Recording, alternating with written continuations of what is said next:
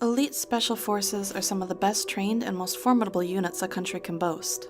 Whether emerging from the water to silently take out guards, or storming a plane to rescue the hostages and eliminate the hostage takers, Special Forces take on some of the hardest missions and live some of the most secret lives in the military world. These troops are the ones that states look to in order to get the job done. Let's get started.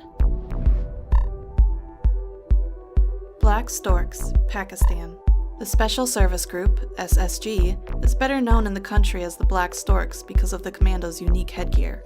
Their training reportedly includes a 36-mile march in 12 hours and a 5-mile run in 50 minutes in full gear.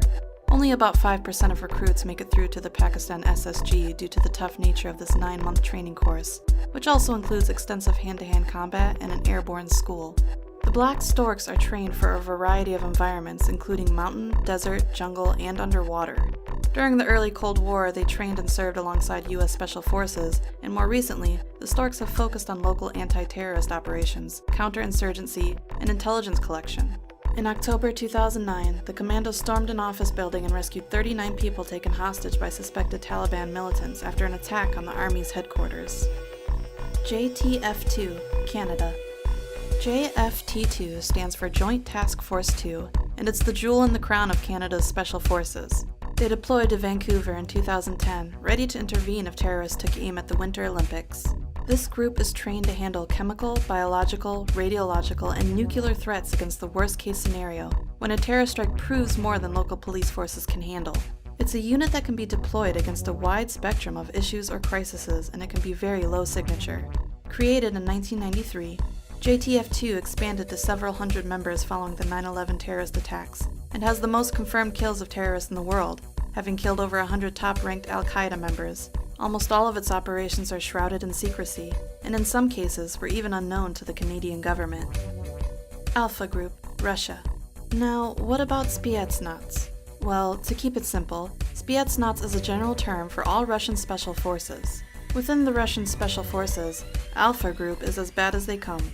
The KGB created this elite group in 1974, and it is believed that it operates under the directive of the top leadership in Russia, which is why most of its operations are classified. This force came to fame during the invasion of Afghanistan, during which members of Alpha stormed the presidential palace in Kabul, killing everybody in the building in the blink of an eye. In 1985, a group from this unit was dispatched to Beirut to try and rescue 4 Soviet diplomats. When the diplomats were killed, Alpha Group allegedly hunted down relatives of the hostage takers and returned them to their families in much smaller pieces, to send a message to would-be terrorists. It apparently worked for over 20 years. Sayeret Matkal, Israel. This Israeli Special Forces is focused in intelligence gathering, and it often operates deep behind enemy lines.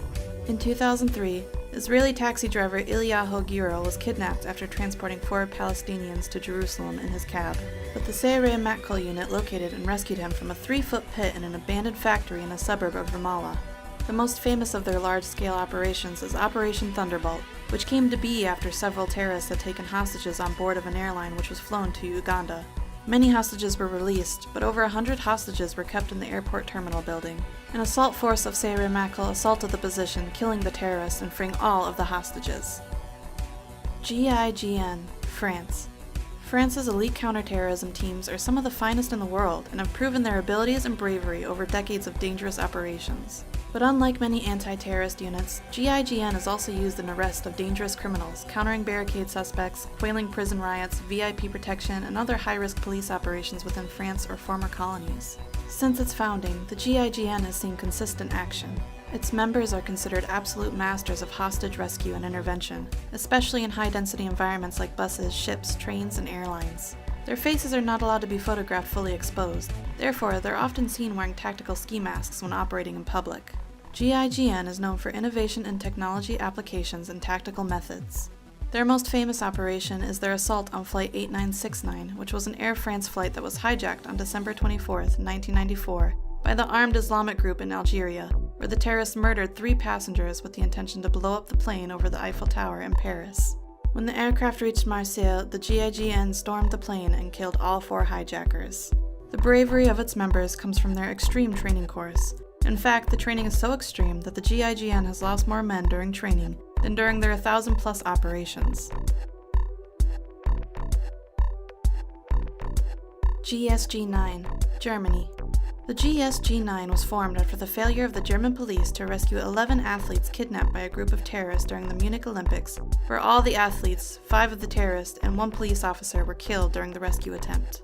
In their first major mission, they took a group of 4 terrorists who had hijacked a Lufthansa flight in Somalia. 3 of the terrorists were killed, and the 4th captured during the rescue, but none of the 86 hostages were killed. Between 1972 and 2003, the GSG-9 had successfully completed over 1,500 missions, and yet only discharged a weapon 5 times, 2 of which were to shoot the attacking dogs of people they were trying to arrest.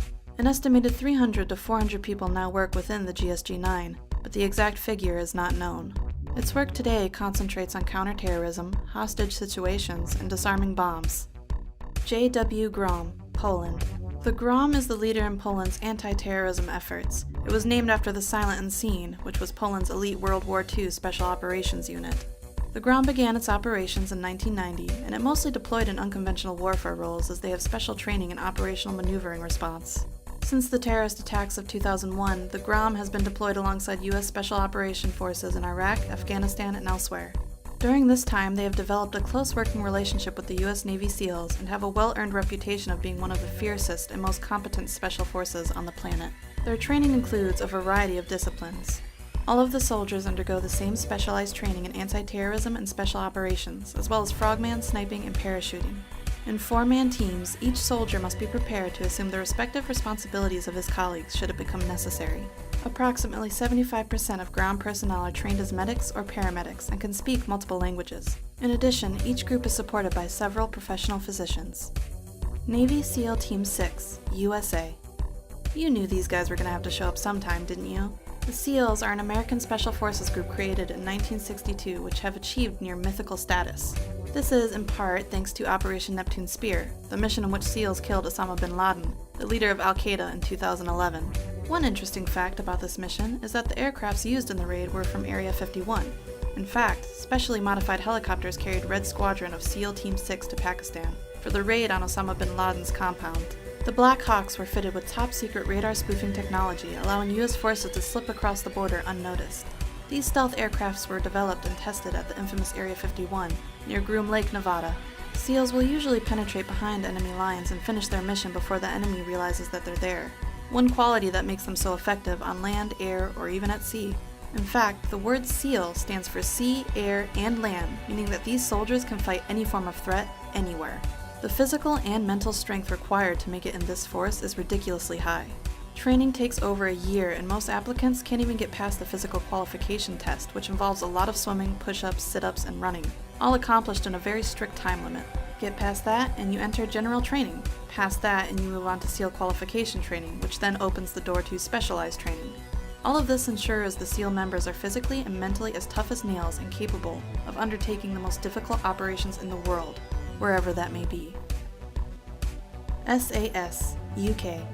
No other elite special force in Europe can claim to be better than the SAS.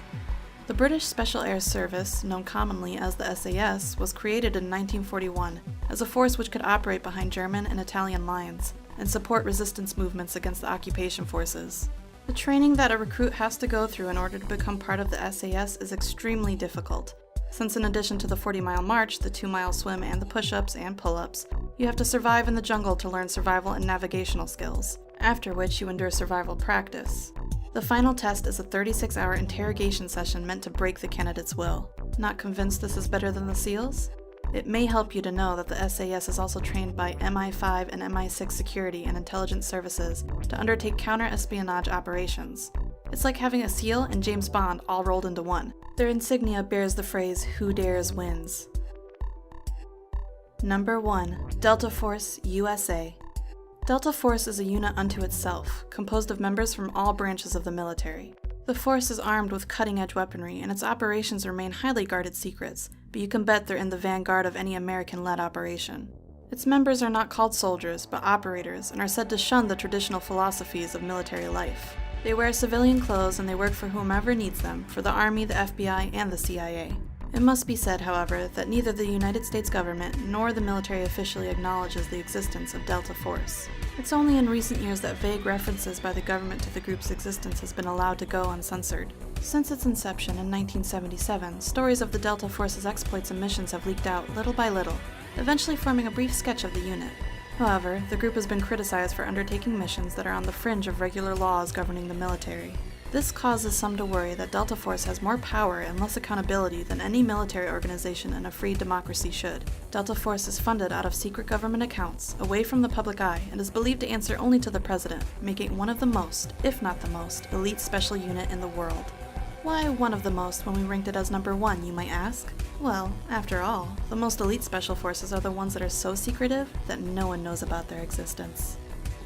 Thanks for watching. If you enjoyed the video, like and subscribe to stay up to date with our newest videos.